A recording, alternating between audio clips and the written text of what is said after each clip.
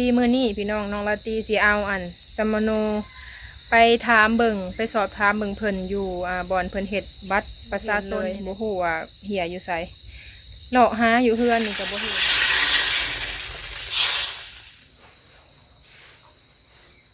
โดยสบายดีเด้อพ่อแม่พี่น้องเบิดสุขุสุขคนเด้อมาพบพ่อกับน้องลาตีเด้อพี่น้องยามเช้ามาเปิดคลิปอยู่ต้นข่ามื้อนี้ป้าได้ยินแต่เสียงแมงจักจั่นพี่น้องเอ้ยแสบหูเบิ่นแหละเนาะ ยังมีอยู่พี่น้องแต่ว่าบ่ได้หลายได้ประมาณโต2 โตนี่ก็ดังแฮงเสียงนะเนี่ยดอกข่าเฮาก็เหี่ยวหาวไปเบิดเลยฝนตกว่านนี่ก็น้อยเดียวแล้วก็หยุดเลยพี่น้องแห้งแต่ตอนน้องละตีถ่ายลงหั่นแหละมื้อนี้มีเวียกไปพี่น้องอยู่เฮือนยังบ่ทันออกไปนอกเนาะสิมาเฮ็ดกินทอดไข่ก่อนจังสิไปมีเวียกอยู่เฮือนนี่แหละพอดีมื้อนี้พี่น้องน้องละตีสิเอาสมโนไปถามเบิ่งไปสอบถามเบิ่งเพิ่นอยู่บอนเพิ่นเฮ็ดบัตรประชาชนนี่แหละพี่น้องถ้าว่า FC มีความรู้จังใดก็เม่นบอกน้องลาตีเด้อพี่น้องเด้อน้องลาตีบ่ฮู้เลยเฮ็ดบัตรประชาชนบัตรประจำตัวพี่น้องบ้านเฮานะเฮ็ดเสียแต่โดนแล้วแบบเคยถือออกนอกเลยมันบ่เห็นเลยบ่ฮู้ว่าเหียอยู่ไสเลาะหาอยู่เฮือนนี่ก็บ่เห็นแบบเบิ่งตามกระเป๋าเครื่องก็บ่มีเสียนี่ก็โดนแล้วพี่น้องจนบ่จื้อเลยและบัดนี้มีเวียกใส่ด่วนเลยบัดนี้ถ้าว่าเอาของอื่นมาใส่แทนนะบ่ได้พี่น้องต้องเป็นของเฮาโดยเฉพาะก็เลยว่าต้องได้ไปถามเบิ่งเพิ่นแล้วถ้าบ่ได้ก็สิไปเฮ็ดใหม่นะพี่น้องบัตรเสียแหละสิเอาสมโนไปยืนนี่ได้อยู่บ่พี่น้องไปถามเบิ่งเพิ่นหรือว่าแนวใดเพราะว่าเฮาก็ยังบ่เคยแต่เก่าก็บ่ได้มีดอกเนาะค่ะเฮาเฮ็ดคลิปมานี่แหละและต้องได้ใช้ก็เลยได้ไปเฮ็ดช่วงนั้นกับพี่น้อง500 กว่าบาทผู้ได้เฮ็ดเทื่อนึงก็ถือว่าแพงอยู่พี่น้องแต่ว่ามันจำเป็นเนาะมีแต่ว่าเฮาสิไปกินข้าวก่อนแล้วพี่น้องสิไปทอดไข่ก่อนจังสิพากันไปเนาะจังใดก็ขอคำแนะนำในเด้อพี่น้องเด้อทางนี้ก็สิเป็นไข่2 ฟองพี่น้องเฮาสิมาทอดเนาะซอยผักหอมแดงใส่หอมหัวแดงใหญ่แล้วก็มีมะเขือหน่อยหนึ่งสิมาทอดแล้วก็สิทอดใส่อันนี้นำพี่น้องกุ้งฝอยเฮาได้มาไปโดนแหละแต่ยังบ่ได้ค่อยได้กินกับตำบักหุ่งยังกระจักว่าแซ่บแต่เอาสีโหยใส่เทิงสีทอดใส่กับไข่กินข้าวห้องท้องก่อนพี่น้องจังไปเพราะว่าเผื่อสีแล้วเนาะไปกะเราก็ไปเห็ดเวียกทางอื่นเลยฮะนะได้เลยประจำ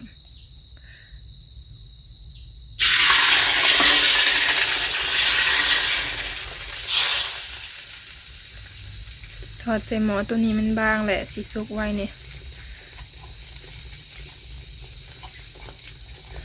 เมนูเศร้าเฮา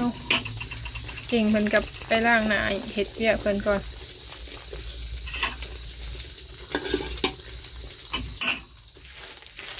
เฮาสิใส่เทิงเลยน้องกุ้งฝอยเฮากะ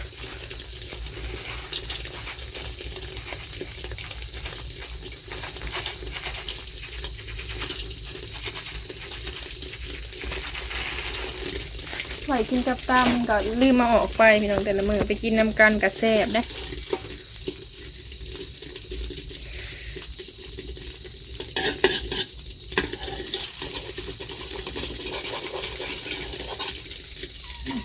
ติดเนาะ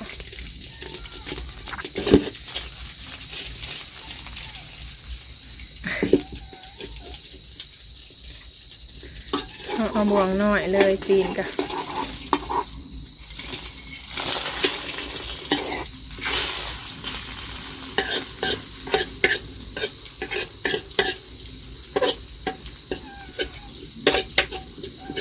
แมวกับมานั่งถาอะไรพี่น้อง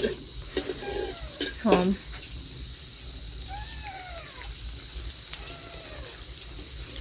ทอดไข่ใส่กุ้งฝอยได้มาแต่โดนล่ะ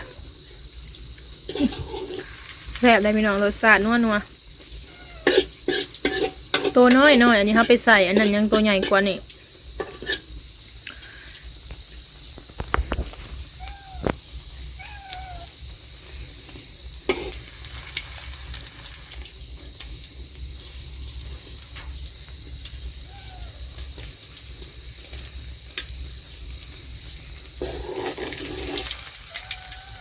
เมนูง่ายๆก่อนไปเวียกข้างนอก ถ้ากรอบคักอีหลี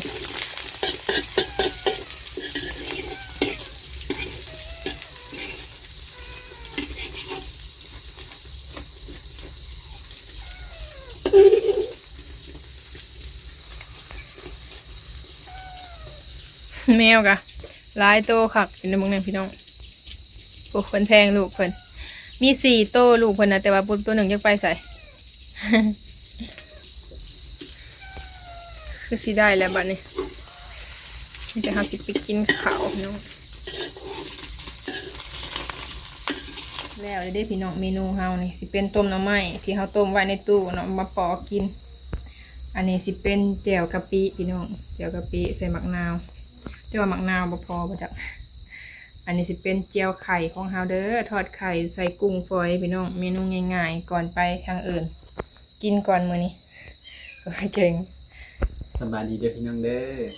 มาได้กินข้าวเช้านะพี่น้องกินข้าวเช้าก่อนไข่เจียวมีนะได้ไข่เจียวมื้อนี้ทอดไข่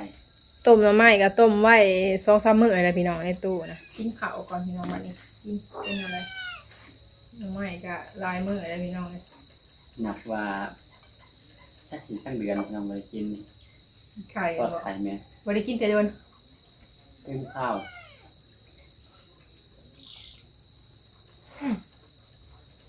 อยาก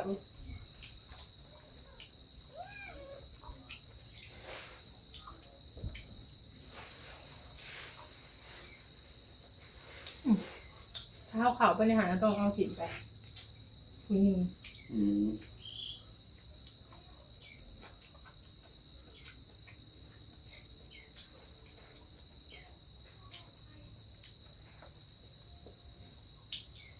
เจ้าเห็ดตอนนั้นเท่าไหร่เนาะมันโดนเลยเนาะ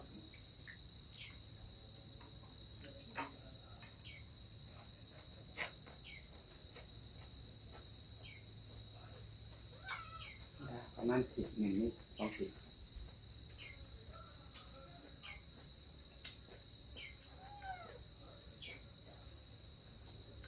แต่เก่าไปเห็ดกะเริ่มต้นนะ300,000แต่ว่าเดี๋ยวนี้นะคือ10 บ่ได้แล้วแหละเพราะว่ายังกระแพงเนาะมันก็ขึ้นไปตามสถานการณ์มากี่หินบอกอยู่ในมากี่หินเนี่ยนี่มีนะเฮากับยังบ่ทันเคยมีความรู้เลยพี่น้องเกี่ยวกับเฮาสิมาเฮ็ดอันบัตรประชาชนหั่นนะเพราะว่ามันเฮาเฮ็ดเสียเองเฮาเนาะลองถือซัมมโนไปเบิ่งถ้าว่าเพิ่นว่าเฮ็ดให้ได้แบบภายในบ่โดนหั่นนะก็ดีเพราะว่าฟ้าวอยากได้พี่น้องฟ้าวอยากใช้สัญญาณมันเป็นเห็นบัตรใหม่แล้วยืนค่ะเพราะว่าข้อมูลเก่ามันมีอยู่แล้วเพราะเขาเคยเห็นเขามีแต่เอาแต่มันกลัวเป็นยืนเอาจะบอกว่ามันที่ยาก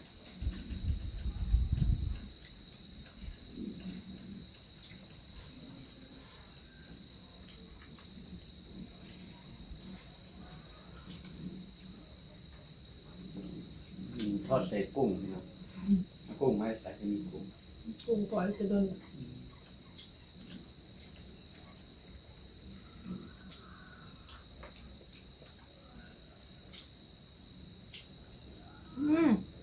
มองลงก่อนแล้วเลย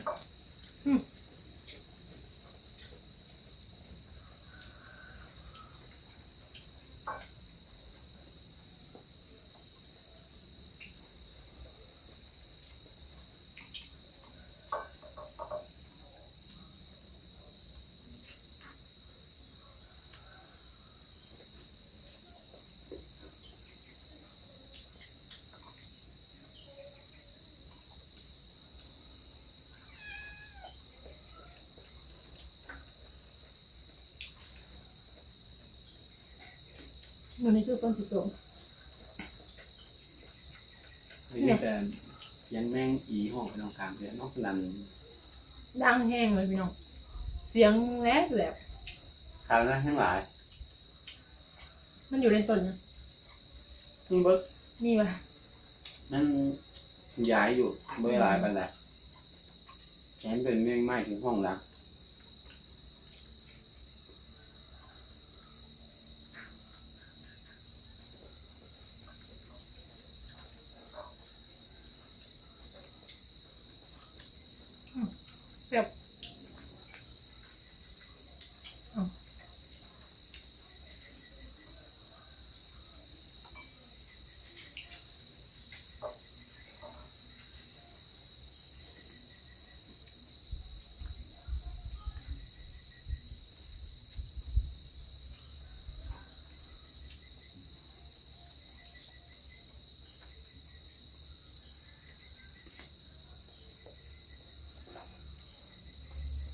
กินอิ่มแล้วพี่น้องบัดนี้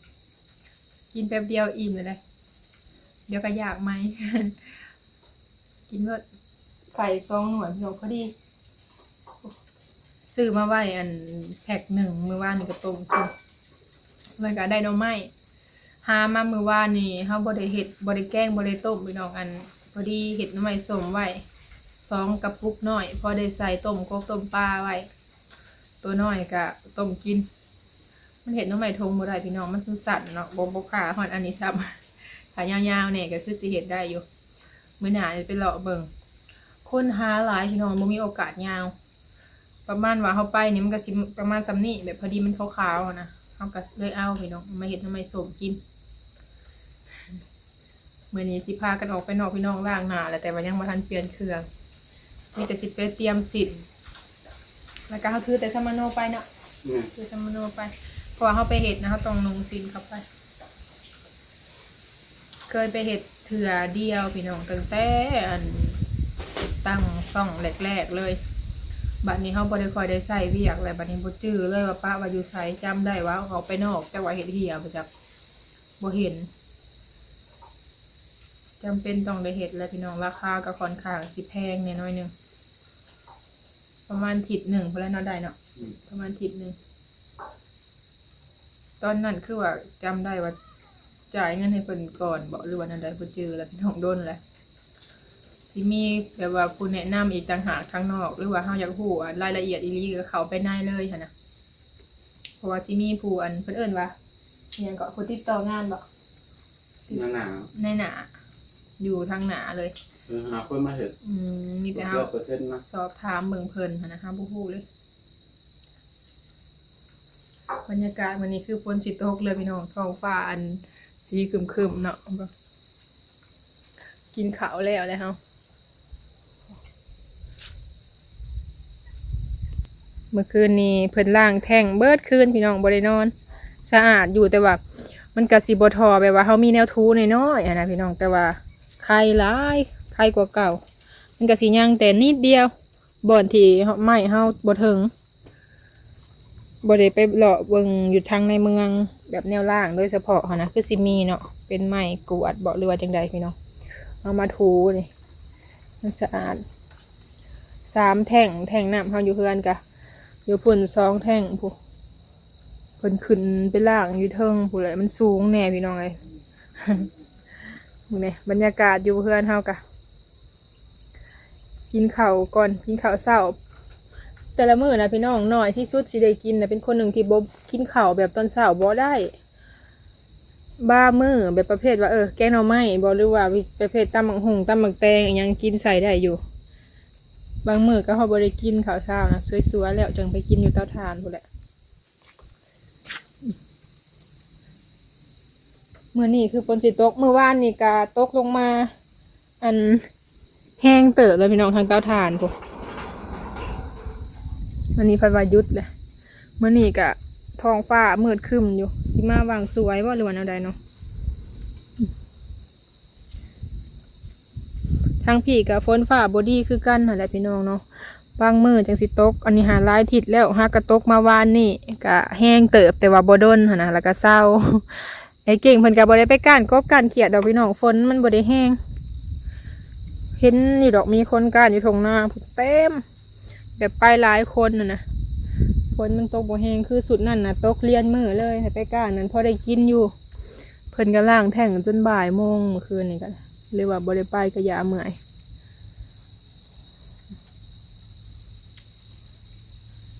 บรรยากาศงามสวย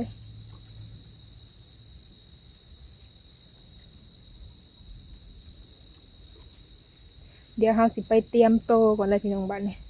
สิไปเตรียมโตเปลี่ยนเครื่องไปเลยสวยเลยเราสิเตรียมโตพากันไปเลยพี่น้องบ้านนี่พอดีหอดตอนสวยพี่แหละเนาะลงเครื่องก็เอาซัมมาโนยังอะไรไปแล้วก็มีสินพร้อมเอาไปเปลี่ยน ลองไปเบิ่งว่าสิได้บ่ถ้าว่าบ่ได้ก็มิแต่ว่าเฮ็ดใหม่อะไรพี่น้องเฮ็ดใหม่ก็ประมาณอาทิตย์หนึ่งพุ่นแหละเพื่อสิได้ก็ใส่เวลาโดนเติบลองไปเบิ่งก่อนไปถามมึงเพิ่นเบิ่งก่อน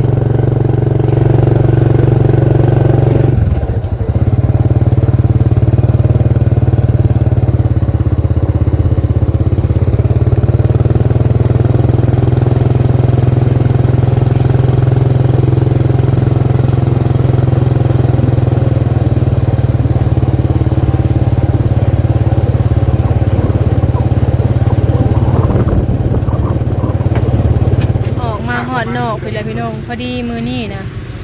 มาแหละเพิ่นปิดเป็นมื้อวันผิดแม่นบ่วันผิดพี่น้องมื้อนี้เพิ่นปิดไปเพิ่นว่าบ่ได้เฮ็ดซ้ำก็เลยว่ามาแวะกินน้ำอยู่นอกพี่2คนพี่น้องนี่เพิ่นบ่ได้กินดอกเฮากิน ชาเขียวพี่น้องเคยกินเพิ่นขายจอก32,000อยู่ใกล้กับอันนี้เนาะไดโนเสาร์พี่น้องทางลงวงเวียนไดโนเสาร์ทางลงด่านไทยลาวเฮานี่แหละ ทางลงคน ความมิตรภาพก็เรียกว่ามัดอันนั้น ถ่ายรูป มาถ่ายรูปอันนี้มาถ่ายรูป เต็มเลย นี่โลครึ่งโลบ่ครึ่งโลพี่น้องอย่างงัว6 ใบคือหนาหน่อยกว่าเนาะหนาหาเนาะ หน้าเล็กกว่าเก่า จะว่าหนาเท้าบ่งามเนาะ40,000พี่น้องบ่ฮอด100 บาท ก็เลยว่า โล1 50,000 ถ่ายโล1ก็50เนาะถ่ายไว้เวลาเฮาอยากเห็นนั่นเห็นนี่นะพี่น้องประมาณมื้อวันจันทร์พุ่นแหละจังสิมาถามเพิ่นใหม่ว่าเตรียมสัมมโนมาคักแน่พี่น้องคิดว่าอันนี้สิได้ลืมไปว่าเพิ่นพักมื้อนี้นะก็เลยว่าบ่ได้เฮ็ดซ้ำมื้อนี้ก็พากันออกมานอกเลยซะมันบ่ได้แล้วพี่น้องต้องได้เฮ็ดใหม่และเฮ็ดแนวใด เป็นอะไรเหลื่อมตาบ่ เอาเนาะไหนจ้ะ เมื่อวัน4 5มื้อพี่น้องเพิ่นว่าบ่ได้นอนกลางคืนกะ เมื่อคืนนี่ล่างแห้งอยู่ตอนบ่ายโมง ใครแต่ว่ามันก็สะอาดขึ้นกว่าเก่าได้พี่น้องวันนี้ มาล้างเอามาใส่ให้แต่เช้าเลย กินแม่สวงนอนใดเพิ่นว่าว่าดูดแล้วเลยหายอยากนอนเลย ไดโนเสาร์เพิ่นก็อัน คือเนี่ยตัวกลางเล่นมีเวลาแปลงใหม่ สอมแปลงใหม่เด้อกลายไป เล่นใหม่ไปแค่สีใหม่ แม่นพาก็ได้ออกมาฮอดพี่มื้อนี้พี่น้องมาแวะหาดน้ำ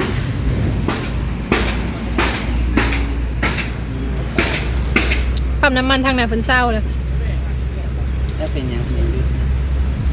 เพิ่นโดนเลยแต่เก่าสิมีปั๊มน้ำมัน